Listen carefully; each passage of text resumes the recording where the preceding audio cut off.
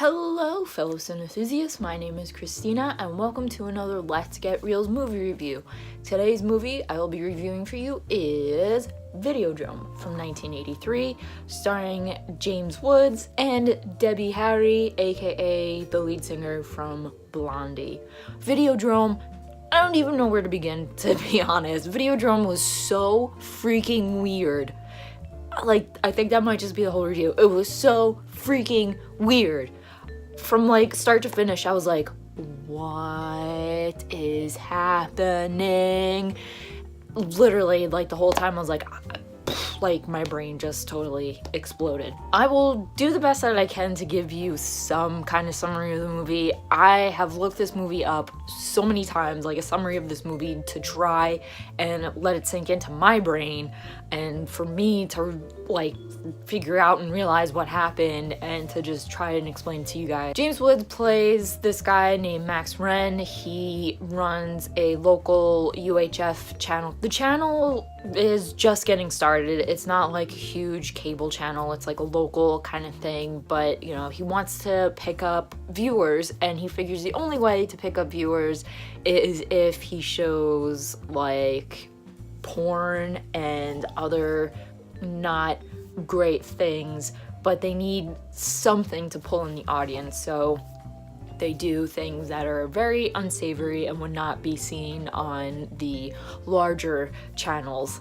And he comes to this guy who pirates TV shows from all over the place, illegally, of course. It's like pirating today, only, this is back in 1983, so this guy has satellites and things hooked up, and there's this one thing that happens to come up, and it's this woman who's being tortured, and it's real, it's not fake. And Max is like, oh, we gotta get this, I want this, I gotta get this. And then a while later, Max starts watching this video, it's called Videodrome, and he starts hallucinating really weird shit. I don't even know how to explain. One that was really trippy, Debbie Harry's character is Nikki, and they meet when they are interviewed on a local TV network cable show, and Max just asks Nikki, he's like, hey, you want to go out to dinner sometime? And then he's like, he really likes her. And Nikki is very, very weird. She likes to be hurt. She gets turned on by, being cut or whatever Max does to her in this to torture her in some way. So Nikki watches Videodrome and she's like, I want to go try out for this. I'm gonna go to Pittsburgh where they find out the relay is coming from, and I'm gonna go do this. And she was so crazy about it. So Nikki hasn't been around, but Max, I think he puts in a VHS, and Nikki comes up, and all of a sudden the camera focuses on her lips, and her lips start coming out of the TV. It's like this, and the TV starts moving as if it's breathing, and it's a person.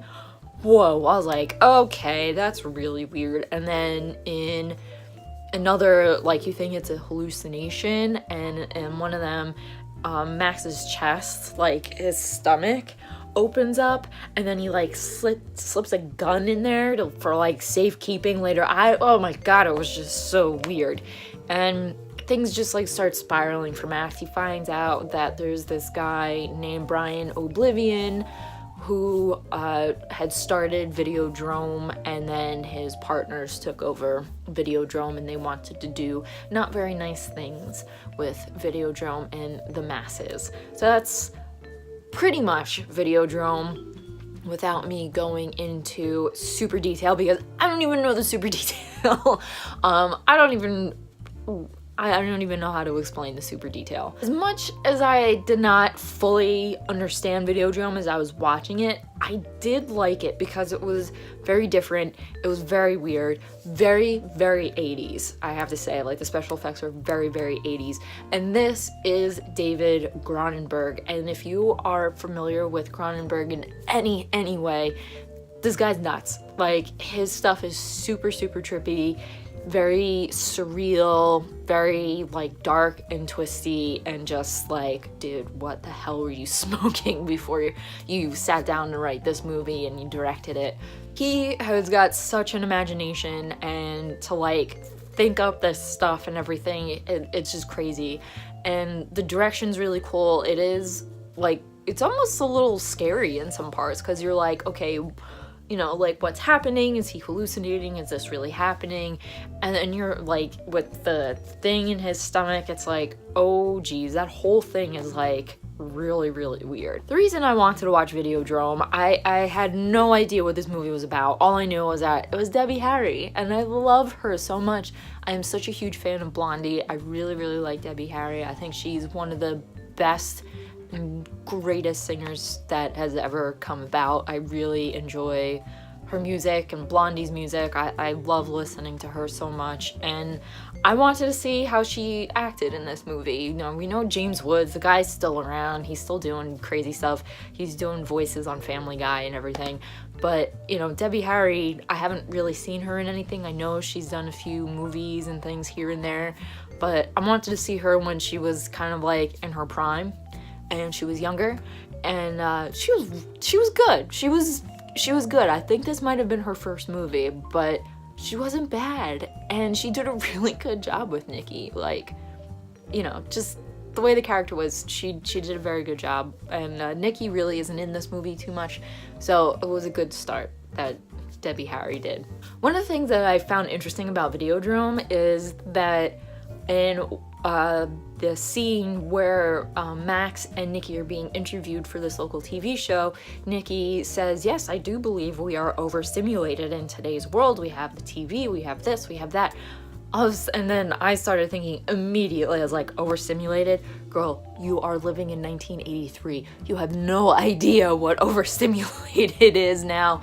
Like, you know, today we have YouTube, we have Twitter, we have Instagram, we have Hulu, we have Netflix, we have all this instant gratification and like overstimulation, crazy overstimulation. And, you know, just to hear that being said in 1983, God, I'm like, what do they think now? So that was my review of Videodrome. I hope it was a review in some way. I did like Videodrome as much as it like made my brain hurt, like really hurt after a while, and I cannot stop going, what the is going on? Like, I liked it. I think it's very good. It's something different. David Cronenberg, great director. So I can't suggest enough to go check this out if you can. I know Criterion has it on DVD. I'm sure you guys, if you're savvy with computers, you can try and find Videodrome just like I did. If you liked my review of Videodrome in any way at all, please give this video a thumbs up. Leave your comments down below. If you have seen Videodrome, what do you think of it? What went on? What did you think of Debbie Harry? What did you think of just the direction, the story, whatever you got? Leave them in the comments. Also in the comments, if you guys have any suggestions of what I should watch next, be them old or new movies, leave them there. And if I pick your movie and I watch it and I review it, I'll give you a shout out. And don't forget to hit that subscribe button and also the bell notification so that you know when I upload a video, because sometimes it's not every Tuesday, Thursday, and Friday like I'd like for other Let's Get Reelz movie reviews, because that is what I like to do here. And as always, keep watching movies and stay absolutely fabulous.